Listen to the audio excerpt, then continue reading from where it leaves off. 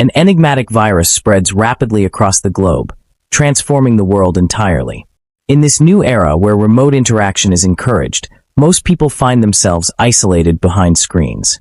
However, Yoshino is an exception. Due to classes transitioning online, he now lives with the class's most admired girl. During one online class session, an unexpected voice interrupts. The teacher inquires whose voice it is. Hashikawa responds that it was her brother, who had entered to retrieve a reference book. She apologizes, and after the teacher resumes the lesson, she mutes her microphone and turns to apologize to Yoshino as well. Hashikawa Haruka, known for her silky hair, fair complexion, captivating eyes, and the lips usually hidden behind her mask, is rumored to hail from an esteemed family. She is not only the top student of their year, but also considered the most beautiful girl in class. Given her popularity, Yoshino Kanata had always thought of her as someone far removed from his world. So, even now, it still feels surreal that she sits beside him during online classes, in the same house. She nudges Yoshino, prompting him to ask quietly if something was wrong with the computer again. She explains that it had been acting up earlier, but might be working properly now. Yoshino notices her smile and suspects that she may be observing his reaction. She continues flipping through her book, remarking that the controls weren't functioning properly earlier but seem fixed now. Yoshino replies that it's good to hear. Internally, he feels troubled, thinking she must not realize how casually she touches others. He hopes she appreciates his gentlemanly restraint. As Hashikawa leans back, Yoshino can't help but notice and wonders if she is intentionally revealing her thighs. But then he second-guesses himself, considering that she might be unaware of her posture. Suddenly, she exclaims and asks what's wrong. Yoshino responds nervously, denying anything is wrong, but asks if she feels unwell, noting her flushed face. She assures him that she's fine. Yoshino thinks he should brew her some warm tea later, but recalls that she struggles with using machines. 3 days earlier, in April of their second year, Yoshino encounters a sign outside the dormitory stating that non-staff members are not allowed to enter. A janitor nearby explains that someone had been infected, so the area is being disinfected. When Yoshino asks when entry will be allowed again, the janitor informs him that the dormitory is closed until further notice. Yoshino expresses frustration, mentioning that his belongings are still inside. The janitor apologetically reiterates that he must leave, as there are concerns about a mass infection. Feeling ignored, Yoshino walks out and calls his mother, only to be told that she is too afraid of infection to let him return home. Apologizing, she refuses to let him come back.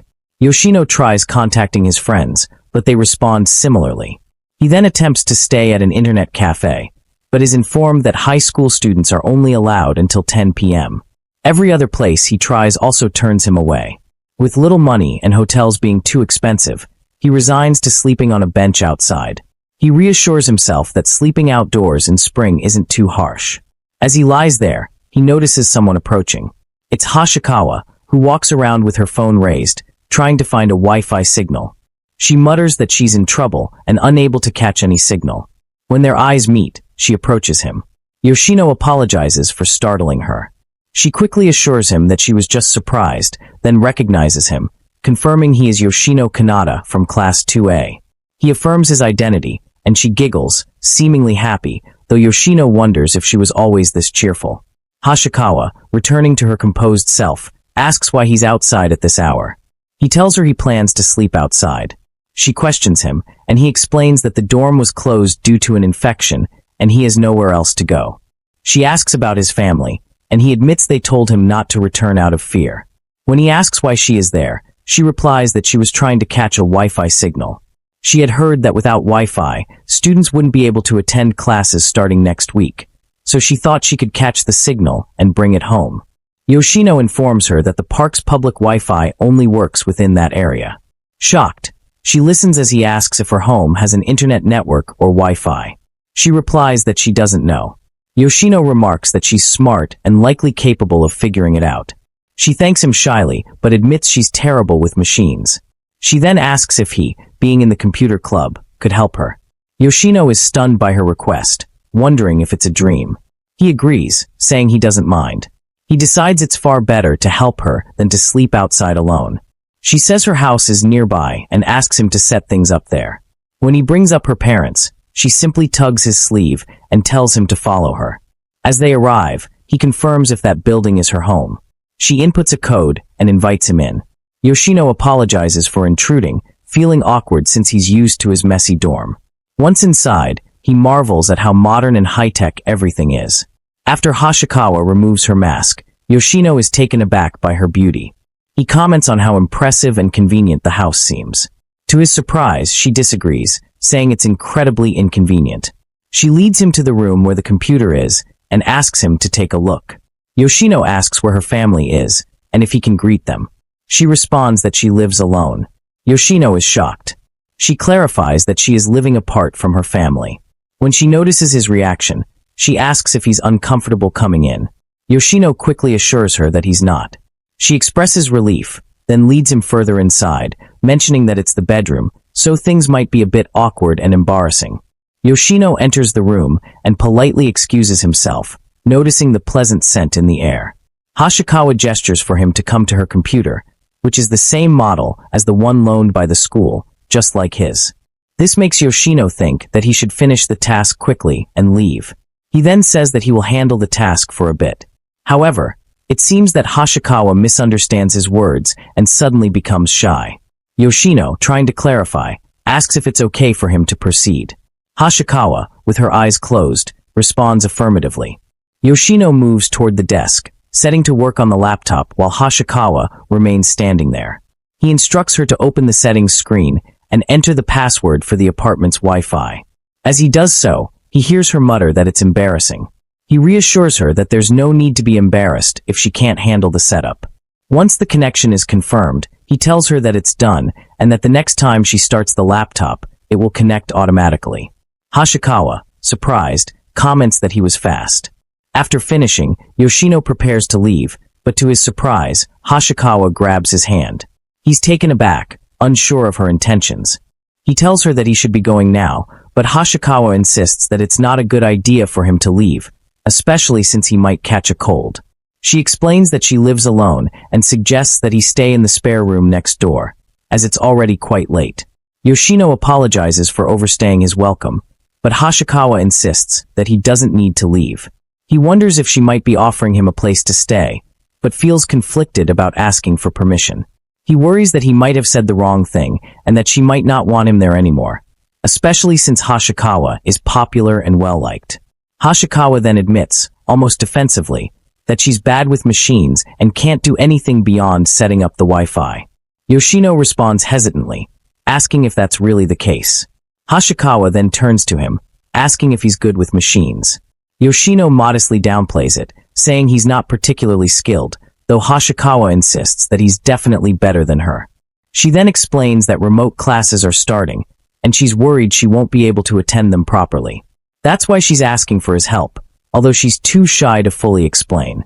Yoshino, a bit confused, asks if it's really okay for him to stay there. Hashikawa smiles and reassures him that if he wants to stay, it's perfectly fine. Yoshino, feeling a bit guilty, thanks her and asks if it's not a bother.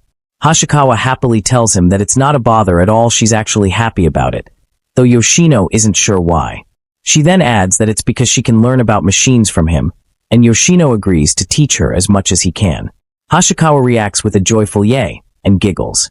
Yoshino, observing her, can't help but think that she seems completely different from the flawless beauty he had seen in class earlier.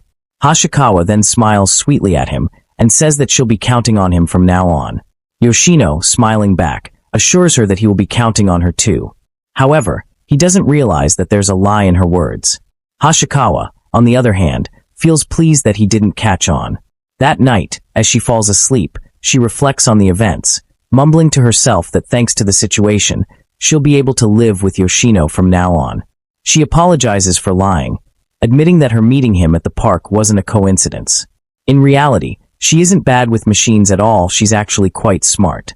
The reason she pretended to be clueless was because she didn't know how to approach him at first. It had been a year since Hashikawa first met Yoshino. She had just moved to the area before the entrance ceremony, and since it was spring break, there was no one around. That was when she had asked Yoshino to help her connect her phone to the internet. Afterward, when she learned that they were going to the same school, Yoshino kindly offered to help her again if she needed it. That moment marked the start of Hashikawa's feelings for him. She realized she had fallen for him right after enrolling. It was when they met again in the classroom that she became even more captivated by his calm, reserved nature. His presence felt like the air, gentle, sincere, and indifferent to the attention of others. But she had no idea how to approach him, so she resorted to daydreaming. Today, she had finally brought him to her apartment. Now, as she recalls their interaction, she wonders how cute he was when she played pranks on him. She gets flustered thinking back on it, but quickly pulls herself together. Tomorrow, she knows there's a problem to solve, getting closer to Yoshino.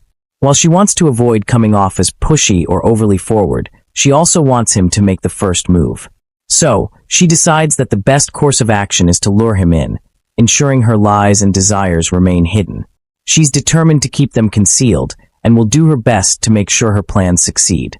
The next morning, Yoshino is still sleeping soundly when he suddenly feels something soft brushing against his arm.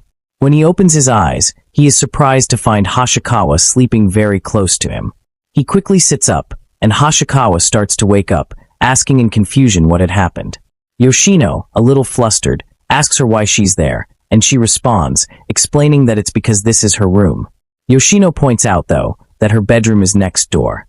In her half-awake state, Hashikawa apologizes, realizing that she must have come into the wrong room while still asleep.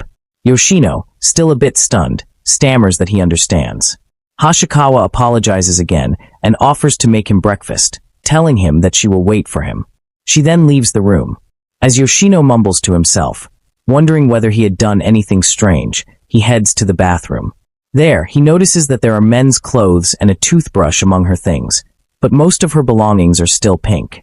He concludes that since she lives alone, those items might belong to a boyfriend, which makes him feel uneasy. He worries that his presence might be a bother. He decides that he will find Hashikawa and properly thank her later. In the kitchen, Hashikawa apologizes again, explaining that breakfast isn't ready yet, but she'll prepare it right away. Yoshino tells her that he will help. Hashikawa reassures him, saying that it's okay, and that she just needs to finish cooking. Yoshino comments that she seems to be good at cooking. Hashikawa responds that since she lives alone, she has to be somewhat capable in the kitchen. Yoshino recalls her earlier comment about being bad with machines and says that he was worried, though he now realizes that she must be able to use the stove and microwave. Hashikawa then admits, to Yoshino's surprise, that she can't use either of them. She confesses that she had been having trouble with the cooking appliances all this time, something she hadn't mentioned before. Yoshino expresses his sympathy, commenting that it must have been tough for her. Hashikawa agrees, acknowledging that it had indeed been difficult. At that moment, the rice cooker dings, prompting Yoshino to ask if the rice is finished. Hashikawa, looking a bit flustered, explains that she had managed to get the rice cooker to work using sheer determination. Yoshino is impressed, remarking that it's quite impressive, but Hashikawa doesn't seem to be looking for praise. She then bows and asks him to teach her how to use the stove. Yoshino begins to explain how the switch in the middle is for turning the stove on and off, and how to adjust the heat. However, Hashikawa interrupts, saying she doesn't understand, and asks him to show her how to do it. Yoshino offers to just eat rice with a raw egg instead, but Hashikawa looks annoyed by his suggestion. Yoshino then reluctantly shows her how to use the stove, apologizing as he does so. He explains that he can't refuse her request as a freeloader, and continues demonstrating. As he does, Hashikawa notices that his face is turning red, and she asks if he is okay. Yoshino quickly looks away, explaining that it's probably because the pot is getting hot. Hashikawa, not fully convinced, comments on his redness, but doesn't press him further. Once the food is ready, the two sit down to eat breakfast together. Yoshino remarks that it's incredibly delicious, and Hashikawa expresses her relief, glad that he likes it. Yoshino reflects that it's impressive, especially considering that she had trouble with cooking appliances just a short while ago. Yoshino continues, saying that he feels fortunate to be able to eat such delicious food. Hashikawa thanks him in return. He then remembers to thank her not only for the meals and a place to sleep, but also for lending him the clothes. Hashikawa brushes it off, telling him not to worry about it, and clarifies that the clothes are a gift for him.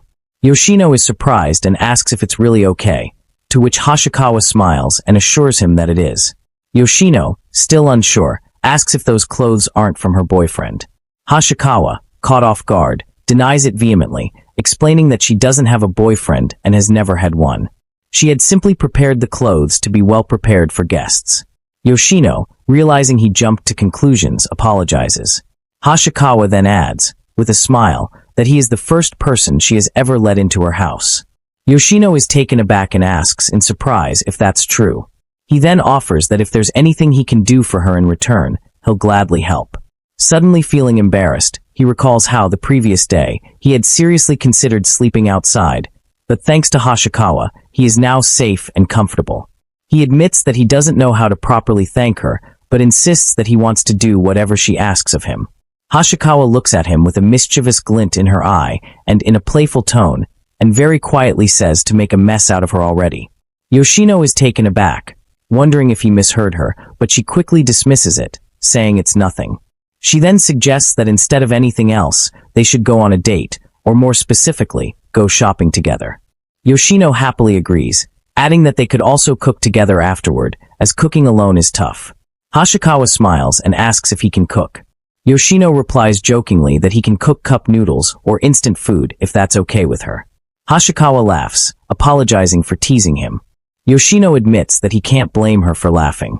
Hashikawa, still smiling, says that she wants him to cook something for her, as she believes that if Yoshino made it, it would be delicious no matter what. Yoshino, a little stunned, agrees to make it, his thoughts focused on how much Hashikawa's encouragement meant to him.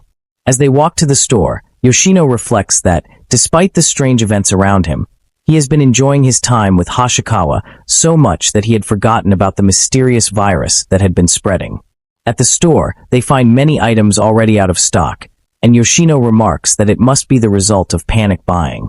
Hashikawa agrees, adding that it seems like it. Yoshino notices how crowded the store is and comments on the long checkout lines. Hashikawa points out the self-checkout stations, suggesting they use one of them. Yoshino is a little skeptical, but agrees to give it a try.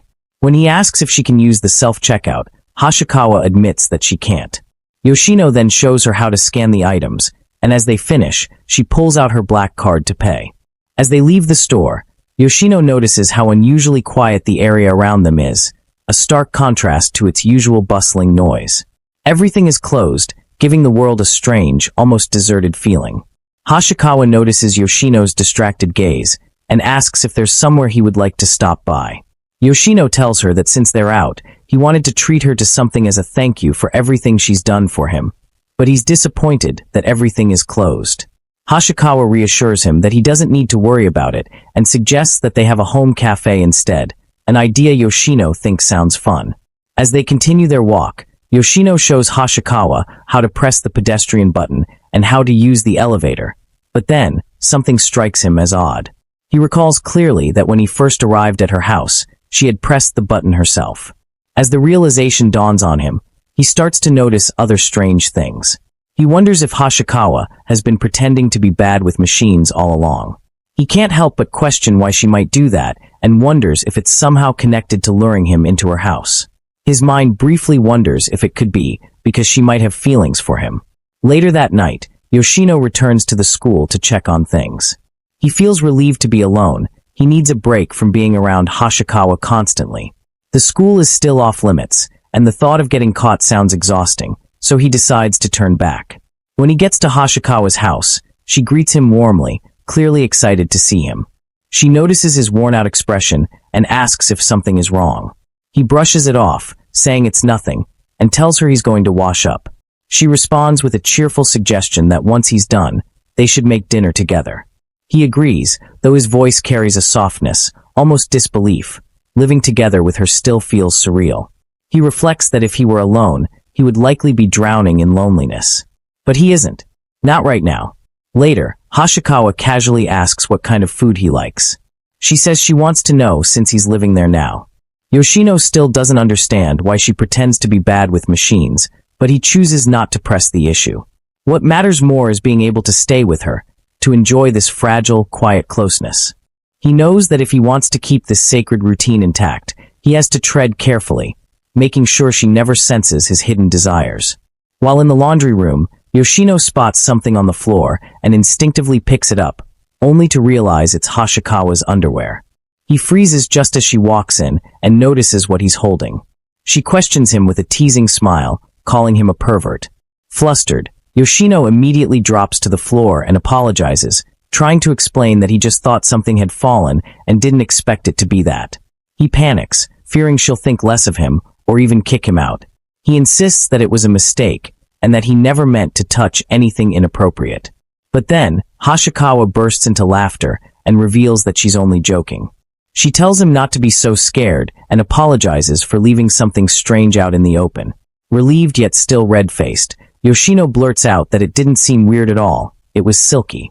Then, realizing what he just said, he shouts another apology, completely embarrassed. Hashikawa crouches in front of him and gently tells him that she doesn't mind. Yoshino, still nervous, admits that he saw it. She feigns surprise but repeats that she really doesn't mind, especially because it's him. Her words catch him off guard. He quickly regains composure and offers to let her use the dressing room first. Then he leaves the laundry room, determined not to trouble her further with unnecessary remarks. Unbeknownst to him, Hashikawa seems annoyed at herself. She reflects on how she orchestrated the entire thing, dropping her underwear on purpose as a small prank to tease him. But now, she realizes she may have gone too far and made him uncomfortable instead. Her plan to make him more aware of her presence has backfired. Later, they sit side by side on the sofa watching TV. Hashikawa suddenly mentions that her phone screen won't display properly. Yoshino, knowing full well that she's pretending again, still takes the phone from her to check it. She quietly asks if she can watch him operate it.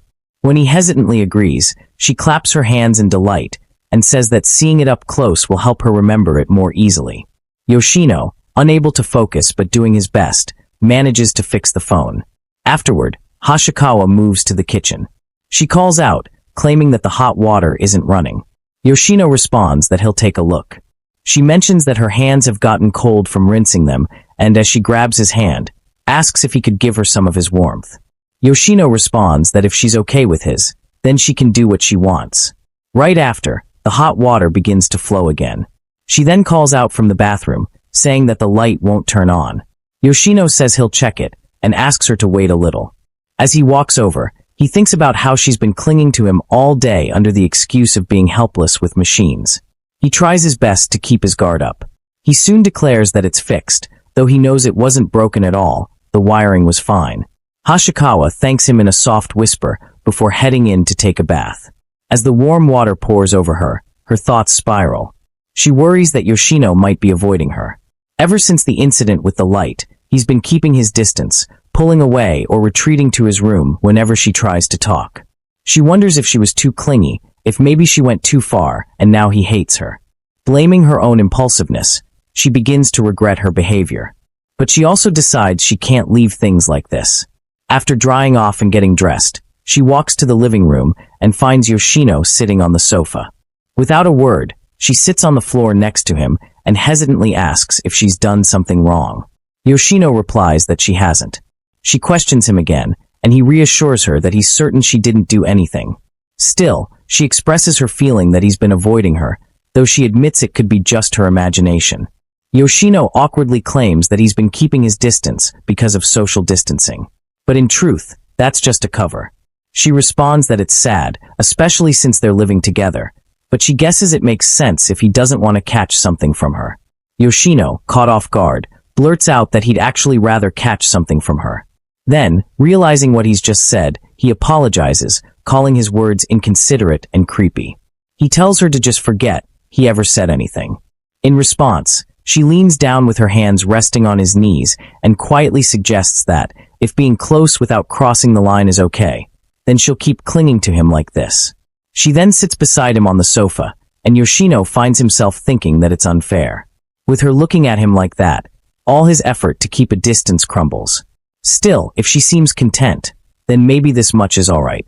Meanwhile, on the outside Hashikawa appears calm, but her thoughts are restless. She tries to focus on her phone, but she can't. Sitting next to him like this is overwhelming. Until now, she's only ever looked at him from across the classroom. But now, the person she loves is right beside her. She can feel his warmth and sense so clearly. She tells herself that she has to be careful, not to do anything that would make him hate her. She won't cross that line. A quiet smirk plays at her lips. Yoshino still hasn't noticed that her helplessness with machines is all just an act. Not long after, an announcement pops up. Remote classes will begin starting the next day. Yoshino stares at the screen, wondering whether he'll be able to survive this setup, just the two of them, in the same space, day after day. Monday finally comes. It is already the third day since Yoshino and Hashikawa start living together, and Yoshino feels that time is passing too quickly. That morning, they both wake up and begin getting ready for the day. As Hashikawa lets out a yawn, Yoshino finds her appearance endearing. She then asks whether he plans to wash his face, and tells him to go ahead since she has just finished. On her way out of the bathroom, she stumbles and is about to fall if not for Yoshino standing right in front of her. He catches her and immediately asks if she is alright. However, his hand accidentally lands somewhere it shouldn't, so he quickly lets go and apologizes. Hashikawa reassures him that it is fine, thanks him for helping her, and encourages him to take his time. She then leaves him to finish getting ready. Yoshino feels relieved that she doesn't seem angry. Although it was an accident, he truly appreciates how kind she is. Later, their remote classes are about to begin. The online schedule follows the same format as regular school. Students attend in uniform, while teachers teach from the classroom and everyone joins through live video. The previous day, Hashikawa had asked if it would be alright for them to take classes together. Yoshino had suggested that she take her classes in her own room, explaining that he doesn't want her to get distracted by him. He had also said that if people find out they are living together, it would cause a major uproar. Hashikawa had accepted that, so Yoshino ends up taking his classes alone in the dining room. As class begins, something happens on Hashikawa's side. Yoshino notices that she is the only one who gets disconnected. Then, out of nowhere, Hashikawa appears beside him and softly calls his name, surprising him. When the teacher checks in to ask if something is wrong, Yoshino makes up a quick excuse, saying that a cockroach has appeared and asks for permission to leave temporarily. He then turns to Hashikawa to find out what's wrong and notices that she is trembling. She nervously asks where the cockroach is, and Yoshino admits that he only said that so he could disconnect from class. Hashikawa seems relieved and explains that her computer is not working properly. When Yoshino offers to take a look at it, she pulls the laptop away and sits in the living room, motioning for him to come over. Yoshino picks up on her signal and sits beside her, which causes her to smile softly. She explains that the screen suddenly turned black and wonders if the device is broken. After checking it, Yoshino realizes that it was just turned off and tells her so. She seems relieved, acknowledging that she now understands what happened.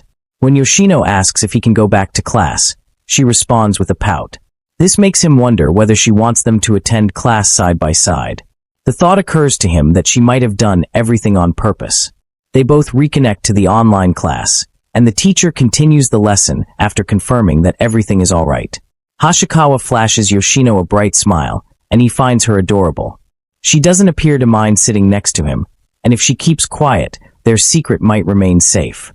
With that thought, Yoshino figures that it might be possible for them to attend class together moving forward. However, just a few minutes later, Hashikawa pokes him and quietly mentions that her computer is acting strange again. Yoshino checks and sees that the screen won't turn on. Then all of a sudden, Hashikawa leans in and blows air into his ear, making him shudder in surprise. Not long after, she pokes his hand again. Yoshino thinks that if things keep going like this, he will lose control, and tells himself that he needs to create some distance between them. But she keeps trailing her fingers along his hand, reaching for it and gently caressing it while smiling at him. Yoshino has no idea why she is acting like this. Eventually, the teacher announces that class is dismissed. Yoshino mentally counts that she has teased him 30 times during the lesson. He is nervous but strangely almost grateful. Still, he wonders about the reason behind her behavior. Hashikawa then compliments him on his effort during class, and Yoshino responds with an awkward smile and returns the compliment. She asks if he is upset and apologizes if he disliked her actions. Yoshino assures her that although he was surprised, he didn't particularly dislike it. Hashikawa seems relieved and confirms that he really means it. Yoshino repeats that he truly didn't mind. She then asks if they can take tomorrow's classes the same way. When he seeks clarification, she confirms that she means attending class together. She reasons that if any problems occur again, he he will be able to help right away. Yoshino agrees that her logic makes sense, thinking that as long as he doesn't appear on her webcam, it should be fine. He cautiously asks if she promises not to do anything strange. Hashikawa asks what he means by strange, and he vaguely tries to explain. She assures him that she won't do anything he wouldn't like. Hearing this, Yoshino finally agrees, saying that it's fine and they can take their classes together. Hashikawa thanks him enthusiastically. Yoshino concludes that they will attend their classes just like this, and Hashikawa happily says that she is looking forward to it.